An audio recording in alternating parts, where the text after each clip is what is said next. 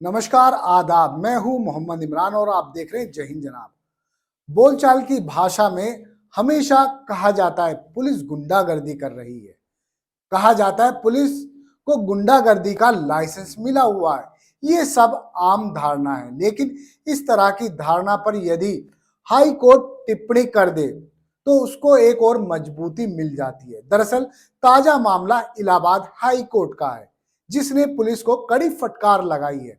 Allahabad high court ने कहा है कि पुलिस की वर्दी निर्दोष नागरिकों पर हमला करने का लाइसेंस नहीं है। लोक सेवक यदि आधिकारिक कर्तव्यों के दायरे से बाहर आकर गैर कानूनी काम करते हैं तो उन पर मुकदमा दर्ज करने से पूर्व किसी भी प्रकार की मंजूरी की कोई जरूरत नहीं है।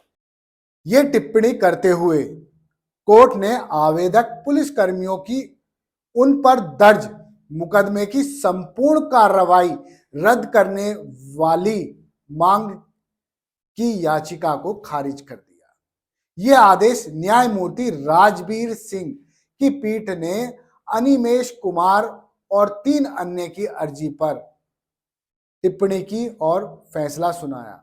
हाल ही में सुप्रीम कोर्ट ने भी यूपी पुलिस को सिविल मामलों को क्रिमिनल बनाने और लोगों को प्रताड़ित करने पर फटकार लगाते हुए डीजीपी और मुख्य सचिव तक को तलब किया था। मामला था चेक बाउंस का और पुलिस ने बना दिया क्रिमिनल। यह मामला नोएडा के थाना सेक्टर 39 से ताल्लुक रखता है। अब बताते हैं तफसील से आखिर हाई कोर्ट ने इस तरह की टिप्पणी क्यों की। दरअसल फर्रुखाबाद जिले की कोतवाली में आवेदकों पर यानी पुलिसकर्मियों पर अलग अलग धाराओं में मुकदमा दर्ज किया गया। इसमें शिकायतकर्ता डॉक्टर ने आरोप लगाया था कि वो 28 जून 2022 को अपने साथियों के साथ कार से जा रहे थे। इस दौरान उनकी कार आरोपी पुलिसकर्मियों की कार से हल्की सी रगड़ गई। आरोपी पुलिसकर्मियों ने उन्हें खुदागंज के पास बलपूर्वक रोक लिया। इसके बाद SI Animesh Kumar, constable Dushyant, constable Kuldeep Yadav, constable Sudhir व अन्य ने मिलकर उनके साथ मारपीट की। इतना ही नहीं, उनसे रुपये और सोने की चेन तक छीन ली। पीड़ित ने बताया कि उन्हें करीब 1.5 घंटे तक बंधक बनाकर भी रखा गया।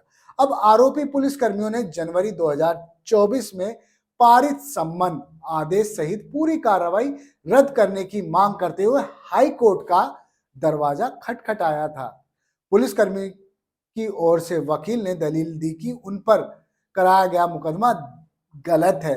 कथित घटना के समय आवेदक पुलिसकर्मी होने के नाते गश्त कर रहे थे। सक्षम अधिकारी से बिना अनुमति प्राप्त किए कोई मुकदमा उनके खिलाफ नहीं लिखाया जा सकता। शासकीय अधिवक्ता ने दलील दी कि लोक सेवक जब अपने आधिकारिक कर्तव्य के दायरे में रहकर कार्य कर रहे हैं तब उन पर मुकदमा दर्ज करने से पूर्व अनुमति की आवश्यकता होती है। चलिए, ये तो हुआ पुलिस का मामला कोर्ट में, लेकिन डीएम एसपी को भी कोर्ट ने कड़े शब्दों में फटकार लगाई। कहा, डीएम एसपी भ्रम ना पाले, उनमें अदालत की इज्जत बनाने और बिगाड़ने की कोई ताकत नहीं है। दरअसल मामला फतेहपुर का है। डीएम फतेहपुर के हलफनामे पर खफा कोर्ट ने अधिकारियों को फटकार लगाई। हाईकोर्ट ने कहा कि डीएम एसएसपी हद में रहे, भ्रम ना पाले, उनमें अदालत की इज्जत बनाने और बिगाड़ने की कोई ताकत नहीं है। डीएम जैसे अफसरों से निपटने व उनकी गरिमा को बरकरार रखने के लिए अदालत उनके आश्वासन की मोहताज नहीं है। इस टिप्पणी के साथ न्यायमूर्ति जे मुनीर की कोर्ट ने डीएम फतेहपुर से पूछा कि शपथ पत्र में कहे गए शब्दों के लिए उनके खिलाफ क्यों ना कार्रवाई की जाए। मामला फतेहपुर के कलपुरा मजरे बसवा गांव का है, जहां कमलेंद्र नाथ दीक्षित की जनहित याचिका पर कोर्ट सुनवाई कर रहा था। दरअसल तालाब की जमीन पर कब्जे और अतिक्रमण को हटाने को लेकर इस मामले में सुनवाई चल रही थी। कोर्ट ने डीएम व ग्राम प्रधान से व्यक्तिगत हलफनामा तलब किया था। हाई कोर्ट ने कहा कि डीएम फतेहपुर नया हलफनामा दाखिल करें और बताएं क्यों ना इन शब्दों के लिए उनके खिलाफ कार्रवाई की जाए। वहीं कोर्ट ने हैरानी जताई। एसपी फतेहपुर के हलफनामे में भी ठीक इसी तरह के शब्दों का प्रयोग किया गया। कोर्ट ने सभी निजी प्रतिवादियों को नोटिस जारी किया है। वहीं ग्राम सभा समेत सभी अधिकारियों के शपथ पत्र पर याची को 6 मई तक जवाब दाखिल करने की मोहलत दी गई है। आप देखिए, कोर्ट जरा भी डिफेंसिव नहीं है। कोर्ट शिकायत के आधार पर कार्रवाई कर रहा है। हाल ही में उपराष्ट्रपति जगदीप धनखड़ ने भी सुप्रीम कोर्ट पर टिप्पणी कर दी थी। कहा था कि कोर्ट अपनी कार्रवाई करे और हम अपना काम कर रहे हैं। खैर, कोर्ट ने भी दिखा दिया है कि किसी भी तरह के मामले में वो सुनवाई कर सकता है और अपने विवेक पर कानून के हिसाब से अधिकारियों से जवाब तलब कर सकता है। इस तरह के मामले कम ही होते हैं जिसमें याचिकाकर्ता की पूरी सुनी जाए और कोर्ट डीएम एसपी को तलब कर ले और उनसे जवाब भी मांगे एफिडेविट के रूप में।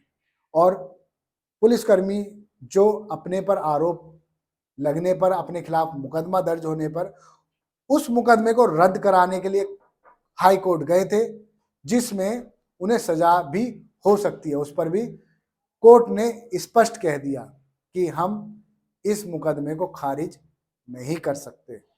आप देखिए, यदि आपके साथ कोई पुलिस वाला कभी भी बदतमीजी करता है या कोई प्रशासन का व्यक्ति, चाहे जिलाधिकारी हो, उप जिलाधिकारी हो या कोई अन्य अधिकारी हो, कोई आपसे बदसलूकी करता है, गैर कानूनी बात करता है, काम करता है, तो आप उसके खिलाफ कोर्ट जा सकते हैं और कार्रवाई करा सकते हैं।